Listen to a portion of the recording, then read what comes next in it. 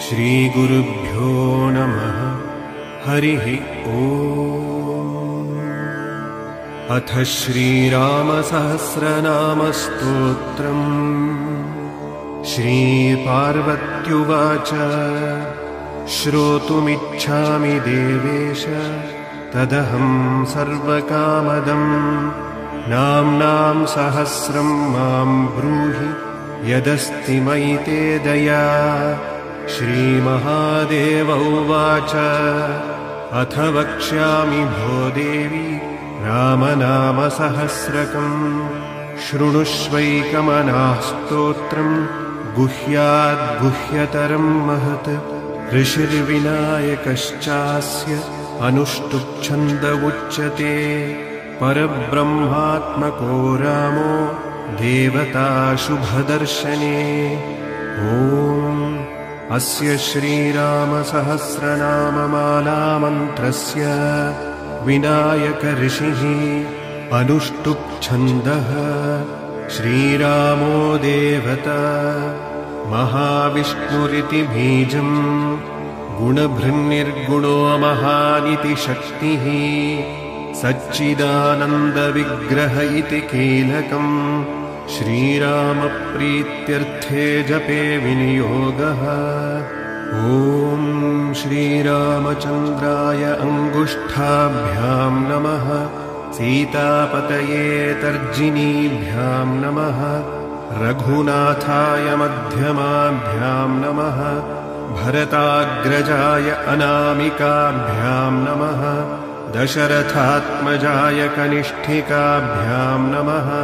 हनुमत्प्रभवे करतलकरपृष्ठाभ्यां नमः। ध्यानम् ध्यायेदाजानुबाहुं धृतशरधनुषं बद्धपद्मासनस्थम्। पीतं वासोऽवसानं नवकमलस्पर्धिनेत्रं प्रसन्नम्। वामाङ्कारूढसीतामुखकमलमिलल्लोचनं नीरदाभम्। नानालङ्कारदीप्तं ददतमुरुजटामण्डलं रामचन्द्रम्। वैदेहीसहितं सुरद्रुमतले हैमे महामण्डपे। मध्ये पुष्पकमासने मणिमये वीरासने संस्थितम्। अग्रे वाचयतिः प्रभञ्जने सुते तत्त्वं मुनिभ्यः परम्।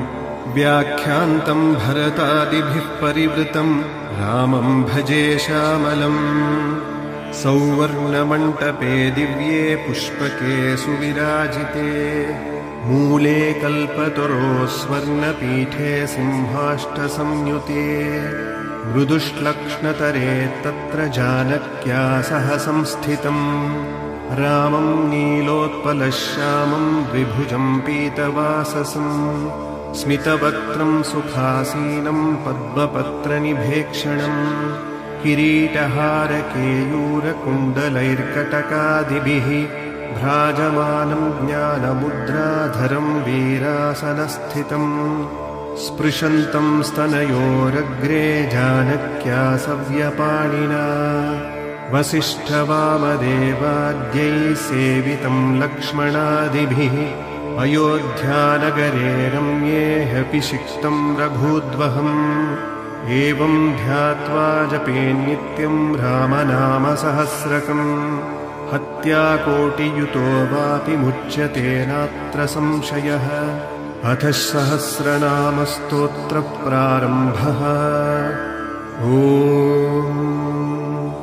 रामः श्रीमान् महाविष्णुर्जिष्णुर्देवहितावहः।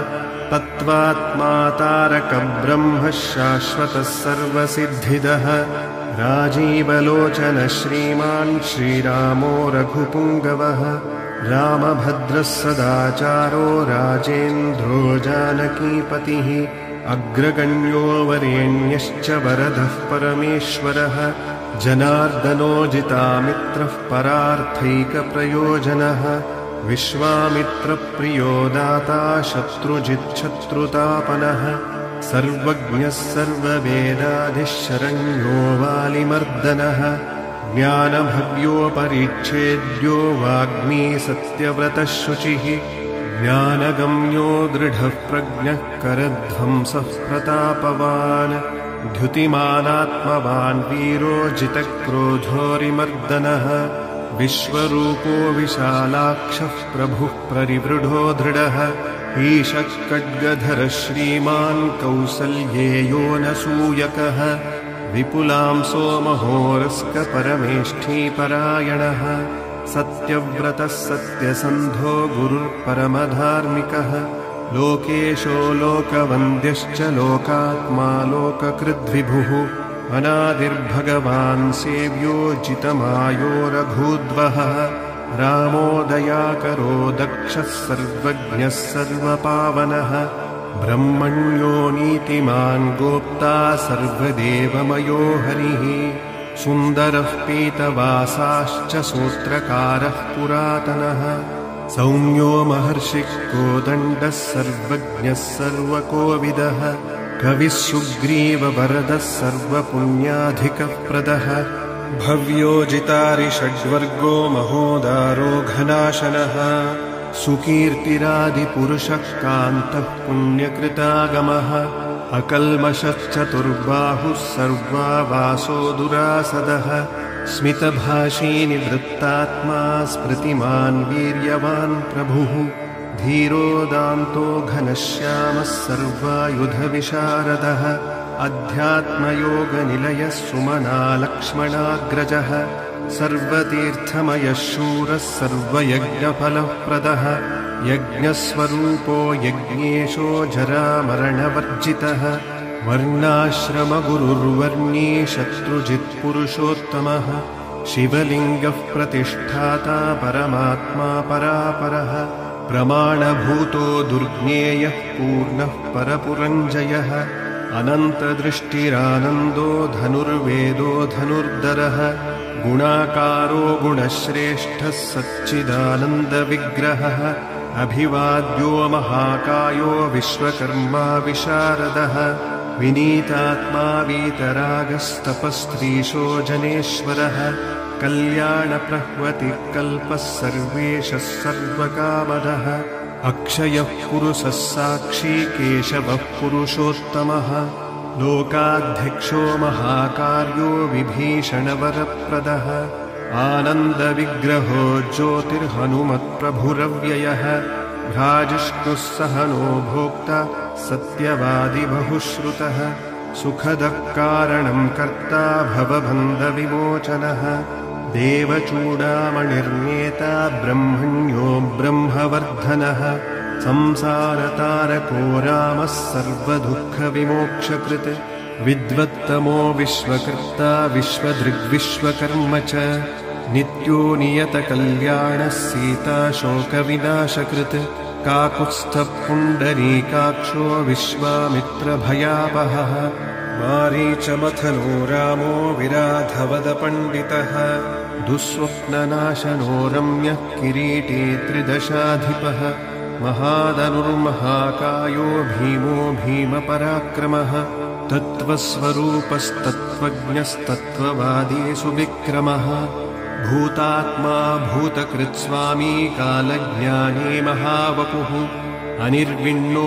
गुणग्रामो निष्कलङ्कः कलङ्कः स्वभावभद्रः शत्रुघ्नः केशवस्ताणुरीश्वरः भूतादिशम्भुरादित्यस्थविष्ठः शाश्वतो ध्रुवः कवची कुण्डली चक्री खड्गी भक्तजनप्रियः अमृत्युर्जन्मरहितः सर्वजित्सर्वगोचरः अनुत्तमोऽप्रमेयात्मा सर्वात्मा गुणसागरः रामः समात्मा समगो जटामुकुटमण्डितः अजेयः सर्वभूतात्मा विश्वक्सेनो महातपाः लोकाध्यक्षो महाबाहुरमृतो वेदवित्तमः सहिष्णुः सद्गतिः शास्ता विश्वयोनिर्महाद्युतिः अतीन्द्र ऊर्जितः प्रांशुरूपेन्द्रो वामनो बलिः धनुर्वेदो विधाता च ब्रह्मा विष्णुश्च शङ्करः हंसो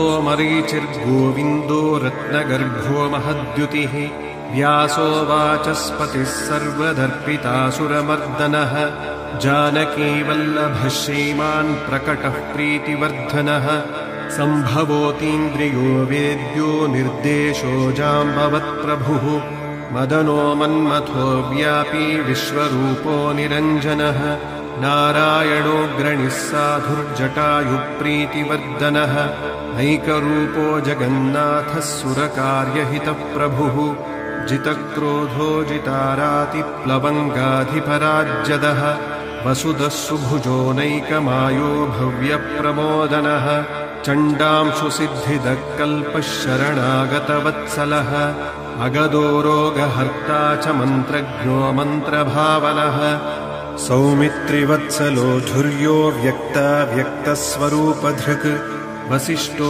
ग्रामणी श्रीमाननुकूलः प्रियं वदः अतुलः सात्विको धीरः शरासनविशारदः ज्येष्ठः सर्वगुणोपेतः शक्तिमांस्ताटकान्तकः वैकुण्ठः प्राणिनां प्राणः कमलः कमलाधिपः गोवर्धनधरो मत्स्यरूपः कारुण्यसागरः कुम्भकर्णप्रभेत्ता च गोपी गोपालसंवृतः मायावी व्यापको व्यापी रेणुकेयबलापहः पिनाकमथनो वन्द्यः समर्थो गरुडध्वजः लोकत्रयाश्रयो लोकभरितो भरताग्रजः श्रीधरः सङ्गतिर्लोकसाक्षी नारायणो विभुः मनोरूपी मनोवेगी पूर्णः पुरुषपुङ्गवः यदुश्रेष्ठो यदुपतिर्भूता वाससुविक्रमः तेजोधरो धराधरश्चतुर्मूर्तिर्महानिधिः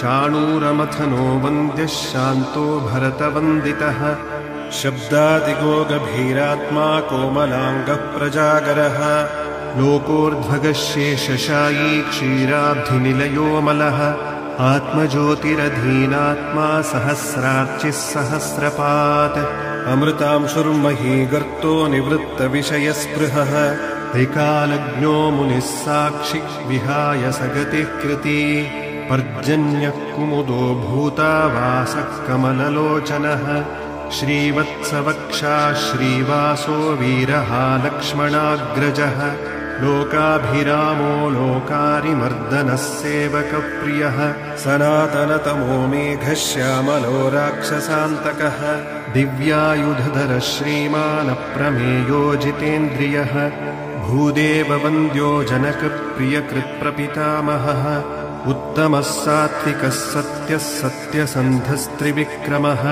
सुवृत्तः सुगमः सूक्ष्मः सुघोषः सुखदः सुहृत् दामोदरोच्युतः शार्ङ्गी वामनो मथुराधिपः देवकीनन्दनः शौरिः शूरकैटभमर्दनः सप्ततालप्रभेत्ता च मित्रवंशप्रवर्धनः कालस्वरूपी कालात्मा कालः कल्याणदः कलिः संवत्सरो ऋतुः पक्षो हयनं दिवसो युगः स्तव्यो विविक्तो निर्लेपः सर्वव्यापी निराकुलः अनादिनिधनः सर्वलोकपूज्यो निरामयः रसो रसज्ञः सारज्ञो लोकसारो रसात्मकः सर्वदुःखादिगो विद्याराशिः परमगोचरः शेषो विशेषो विगतः कल्मषो रघुपुङ्गवः वर्णश्रेष्ठो वर्णभाव्यो वर्णो वर्णगुणोज्ज्वलः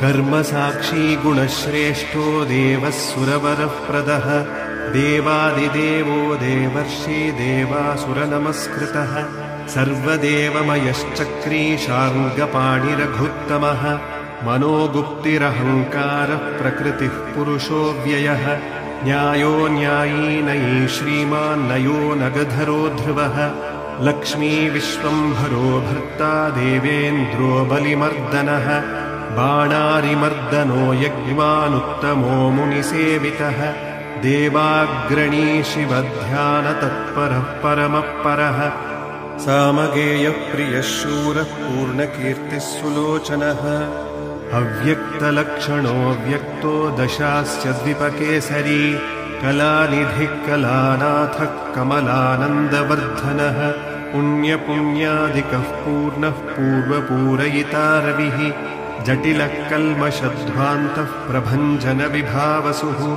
जयी जितारिः सर्वादिः शमनो भवभञ्जनः अलङ्करिष्णुरचलो रोचिष्णुर्विक्रमोत्तमः आशुशब्दपतिः शब्दगोचरो रञ्जनो लघुः निःशब्दपुरुषो मायो स्थूलः सूक्ष्मो विलक्षणः आत्मयोनिरयोनिश्च सप्तजिह्वः सहस्रपात् सनातनतमस्रग्वीपेशलो विजिताम्बरः शक्तिमान् शङ्खभृन्नाथो गदाधररथाङ्गभृत् निरीहो निर्विकल्पश्च चिद्रूपो वीतसाध्वसः सनातनः सहस्राक्षः शतमूर्तिर्घनप्रभः हृत्पुण्डरीकशयनः कठिनो द्रवयेव च सूर्यो ग्रहपतिः श्रीमान् समर्थो नर्थनाशनः अधर्मशत्रुरक्षोभ्यः पुरुहूतः पुरस्तुतः ब्रह्मगर्भो बृहद्गर्भो धर्मधेनुर्धनागमः हिरण्यगर्भो ज्योतिष्मान् सुललाटसुविक्रमः शिवपूजारतः श्रीमान् भवानी प्रियकृद्वशी नरो नारायणः श्यामः कपर्दी नीललोहितः रुद्रः पशुपतिस्थाणुर्विश्वामित्रो द्विजेश्वरः मातामहो मातरिश्वा विरिञ्चिर्विष्टरश्रवाः अक्षोभ्यः सर्वभूतानां चण्डसत्यपराक्रमः वालखिल्यो महाकल्पकल्पवृक्षः कलाधरः निदाघस्तपनो मेघः शुक्रः परबलापहृत् वसुश्रवा कव्यवाह प्रतप्तो विश्वभोजनः रामो नीलोत्पलश्यामो ज्ञानस्कन्दो महाद्युतिः कबन्धमतनो दिव्यः कम्बुग्रीवः शिवप्रियः सुखी नीलः सुनिष्ठन्नः सुलभः शिशिरात्मकः असंसृष्टोऽतिथिः शूरः प्रमाथी पापनाशकृत् पवित्रपादः पापारिर्मणिपूरो नभो गतिः उत्तारणो दुष्कृतिः दुर्धर्षो दुस्सहो बलः अमृतेशो मृतवपुर्धर्मी धर्मकृपाकरः भगो विवस्वानादित्यो योगाचार्यो दिवस्पतिः उदारकीर्तिरुद्योगी वाङ्मयः सदसन्मयः नक्षत्रमानीनाकेशः स्वाधिष्ठानषडाश्रयः चतुर्वर्गफलं वर्णशक्तित्रयफलं निधिः निधानगर्भो निर्व्याजो निरीशो व्यालमर्दनः श्रीवल्लभः शिवारम्भः शान्तो भद्रसमञ्जयः भूषायी भूतकृद्भूतिर्भूषणो भूतभावनः अकायो भक्तकायस्थः कालज्ञानी महापटुः परार्धवृत्तिरचलो विविक्तः श्रुतिसागरः स्वभावभद्रो मध्यस्थः संसारभयनाशनः वेद्यो वैद्यो वियद्गोप्ता सर्वामरमुनीश्वरः सुरेन्द्रः कारणं कर्मकरः कर्मीहदोक्षजः धैर्योऽग्रधुर्यो धात्रीशः सङ्कल्पः शर्वरीपतिः परमार्थगुरुर्दृष्टिः सुचिराश्रितवत्सलः विष्णुर्जिष्णुर्विभुर्यज्ञो यज्ञेशो यज्ञपालकः प्रभुर्विष्णुर्ग्रसिष्णुश्च लोकात्मा लोकपालकः केशवः केशिहा काव्यः कविः कारणकारणम् कालकर्ता कालशेषो वासुदेवः पुरुष्टुतः आदिकर्ता वराहश्च वामनो मधुसूदनः नारायणो नरोहंसो विश्वक्सेनो जनार्दनः विश्वकर्ता महायज्ञो ज्योतिष्मान् पुरुषोत्तमः वैकुण्ठः पुण्डरीकाक्षः कृष्णः सूर्यसुरार्चितः नारसिंहो महाभीमो वज्रदंष्ट्रो नखायुधः आदिदेवो जगत्कर्ता योगीशो गरुडध्वजः गोविन्दो गोपतिर्गोप्ता भूपतिर्भुवनेश्वरः पद्मनाभो ऋषिकेशो धाता दामोदरः प्रभुः त्रिविक्रमस्त्रिलोकेशो ब्रह्मेश प्रीतिवर्धनः सन्न्यासी शास्त्रतत्त्वज्ञो मन्दिरो गिरिशो नतः वामनो दुष्टदमनो गोविन्दो गोपवल्लभः भक्तप्रियोच्युतः सत्यः सत्यकीर्तिधृतिस्मृतिः कारुण्यकरुणो व्यासः पापः शान्तिवर्धनः बदरीनिलयः शान्तस्तपस्वी वैद्युतः प्रभुः भूतावासो महावासो श्रीनिवासः श्रियः पतिः तपोवासो मुधावासः सत्यवासः सनातनः पुरुषः पुष्करः पुण्यः पुष्कराक्षो महेश्वरः पूर्णमूर्तिः पुराणज्ञः पुण्यदः प्रीतिवर्धनः पूर्णरूपः कालचक्रप्रवर्तनसमाहितः नारायणः परं ज्योतिः परमात्मा सदाशिवः शङ्खी चक्री गदी शार्ङ्गी लाङ्गली मुसलीहली किरीटी कुण्डली हारी मेखली कवची ध्वजी योद्धा जेता महावीर्यः शत्रुभ्यः शत्रुतापनः शास्ता शास्त्रकरः शास्त्रं शङ्करः शङ्करस्तुतः सारथी सात्विकः स्वामी सामवेदप्रियः समः पवनः संहितः शक्तिः सम्पूर्णाङ्गः समृद्धिमान् स्वर्गदः कामदः श्रीदः कीर्तिदः कीर्तिदायकः मोक्षदः पुण्डरीकाक्षः क्षीराब्धिकृतकेतनः सर्वात्मा सर्वलोकेशः प्रेरकः पापनाशनः वैकुण्ठः पुण्डरीकाक्षः सर्वदेव नमस्कृतः सर्वव्यापी जगन्नाथः सर्वलोकमहेश्वरः सर्गस्थित्यन्तकृद्देवः सर्वलोकसुखावहः अक्षयः शाश्वतोऽनन्तक्षयवृद्धिविवर्जितः निर्लेपो निर्गुणः सूक्ष्मो निर्विकारो निरञ्जनः सर्वोपाधिविनिर्मुक्तः सत्तामात्रव्यवस्थितः अधिकारी विभुर्नित्यः परमात्मा सनातनः अचलो निश्चलो व्यापी नित्यतृप्तो निराश्रयः श्यामी युवालोहिताक्षो दीप्त्या शोभितभाषणः आजानुबाहुः सुमुखः सिंहस्कन्दो महाभुजः सत्त्ववान् गुणसम्पन्नो दीप्यमानः स्वतेजसा कालात्मा भगवान् कालः कालचक्रप्रवर्तकः नारायणपरं ज्योतिः परमात्मा सनातनः विश्वकृद्विश्वभोक्ता च विश्वगोप्ता च शाश्वतः विश्वेश्वरो विश्वमूर्तिर्विश्वात्मा विश्वभावनः सर्वभूतसुहृच्चान्तः सर्वभूतानुकम्पनः सर्वेश्वरः सर्वशर्वः सर्वदाश्रितवत्सलः सर्वगः सर्वभूतेशः सर्वभूताशयस्थितः अभ्यन्तरस्तस्तमसश्चेता नारायणः परः अनादिनिधनस्रष्टा प्रजापतिपतिर्हरिः नरसिंहो हृषीकेशः सर्वात्मा सर्वदृग्वशी जगतस्तस्थुषश्चैव प्रभुर्नेता सनातनः कर्ता धाता विधाता च सर्वेषां पतिरीश्वरः सहस्रमूर्धा विश्वात्मा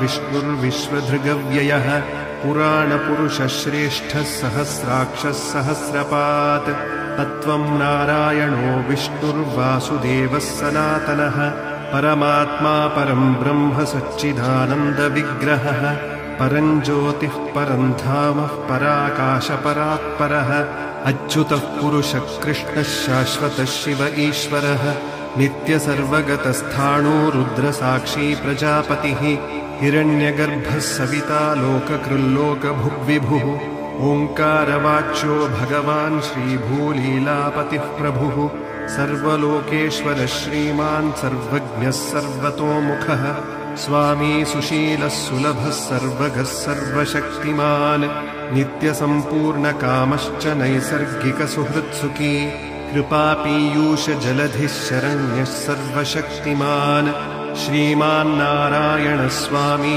जगतां प्रभुरीश्वरः इति श्रीशतकोटिरामचरितान्तर्गते श्रीमदानन्दरामायणे वाल्मीकिये राज्यकाण्डे पूर्वार्धे श्रीरामसहस्रनामस्तोत्रं सम्पूर्णम्।